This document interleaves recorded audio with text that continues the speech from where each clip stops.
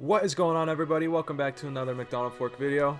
So about a week ago, I went to the Halo World Championship and it completely changed everything about Halo for me. And before we get into that, I just want to say this is my second time recording this video. The first take was really, it wasn't bad, but it didn't really have any rhyme or rhythm to it. Rhyme or rhythm. You get what I'm saying. So this video is going to be part one of a two-part series, and basically I'm just going to go over how HCS changed my view of Halo and the franchise and the community as a whole. And then the second video is going to be telling my personal stories about, you know, the merch I got, or, you know, the crazy stuff that happened, experiences meeting people, stuff like that. And this video is pretty much entirely inspired by Installation00. After watching his video on his experience with HCS, I felt really inspired to tell my own. So I think the best place to start for this video is from the beginning, like literally the beginning of my life. So I want to tell my Halo story and how I got into Halo. So I'll start off with a text from my dad that he actually sent me before the event. And basically what it says, I'll throw it up on screen for you guys, but basically what it says is, 21 years ago, I met your mother and we played Halo on the first date. And that story is relevant to what I'm about to tell you guys because I'm a lifelong Halo fan. This is something that's been so important to me, and the way that this event has changed 20 years of opinions and experiences, it's just insane. And leading up to HCS, I wasn't very sold on going to an esports event. You know, it's not something I've really ever cared about. Esports in general, I've always been more of a football fan, but that's besides the point. And the same weekend this was happening, there was another convention about an hour away from where I live called Aquashella. If you guys can't tell behind me, I'm a huge fish nerd. I have 4 fish tanks, and you get to celebrate your aquariums, you get to do aquascapes and stuff like that.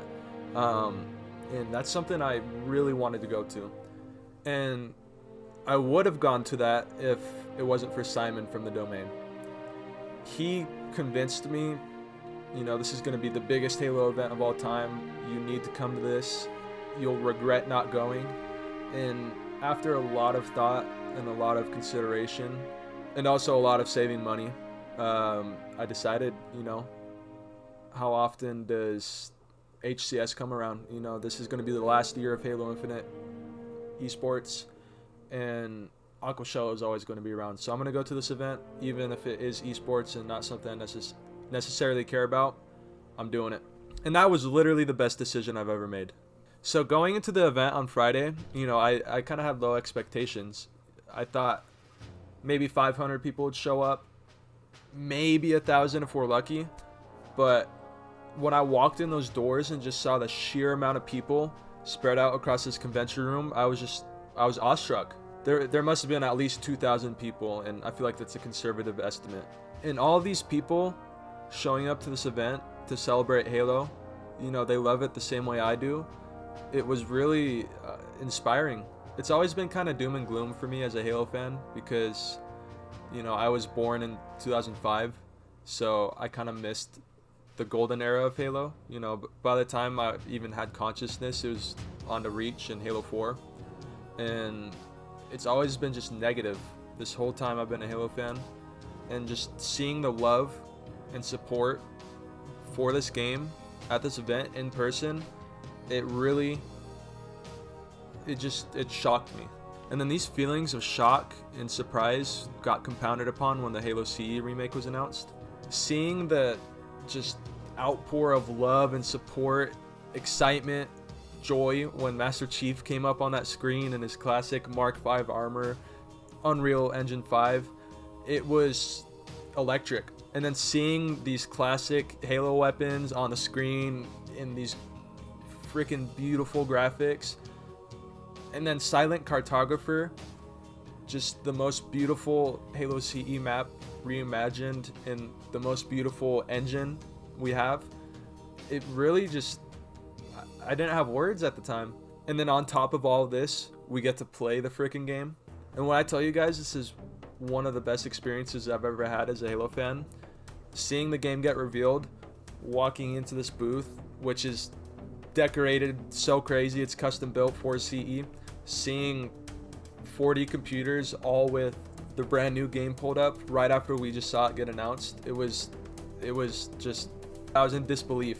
And then when I sat down to play the game, it felt good, it looks good, and it sounds good. What else could you want? I'll have to make my own video about it, going over my experience with just the CE remake on its own and my opinions on it. But I had a great time. In seeing how much the community still cares about this game, even though Halo's in the doghouse, it's probably been the worst 15 years for any franchise outside of maybe Star Wars ever. Seeing these people show up to celebrate this game and just seeing how much they love it, it was the coolest thing ever. And there's cosplayers, artists, YouTubers. There's a whole community booth dedicated to these people. Seeing the sheer amount of love for this game, these people love this game as much, if not more than I do. You don't see that online. And when you go online, there's always this kind of layer of negativity surrounding Halo. Seeing the dichotomy between online and in person, the negativity online and the positivity in real life, it really puts it into perspective just how skewed the online atmosphere is. I feel like the negative voices online are always going to be louder than the positive ones, and you need to experience this in person to get a true feel for how the Halo community really is. And then in addition to the community loving Halo, Halo Studios loves Halo. You know, I always hear 343 or Halo Studios, whoever it may be, they don't care about the game, you know, they're just there for a paycheck, they're greedy, stuff like that. And getting to talk to these employees in person, whether it be Ubernick or Jeff Easterling, whoever else, they love this game. You know, they love the community, they care about the community, and they just want the best product we can get. And I know it doesn't always turn out to be the greatest product, but I would put that more on Microsoft than Halo Studios. I think Halo Studios and 343 deserve way more credit than they get. I feel like HCS has completely renewed my passion for this franchise. Whether it be making content, collecting stuff, or just playing the damn game, I'm more in love with this franchise than I've ever been. And it's all thanks to this event. Now, for what my future holds as a Halo fan, I definitely want to commit to this franchise a lot more. Whether it be making Mega Bloks videos or gameplay videos, lore videos, whatever, I'm more committed to this than I've ever been. And my dream as a Halo fan is to go to the Halo Museum, and no matter what I have to do, we're making that happen. So this is a promise to myself, you guys as my subscribers and viewers. I'm going to commit to this channel, I'm going to make more videos, and we're going to go to that Halo Museum. And I think that's about it for this video, you know, recapping how this changed my perspective on the franchise. But yeah, guys, tune into my next video where I'll go over my stories at the event, whether it be the community stage or meeting all these YouTubers and cool people at the event. It's going to be a good one, guys. I'll see you guys next time.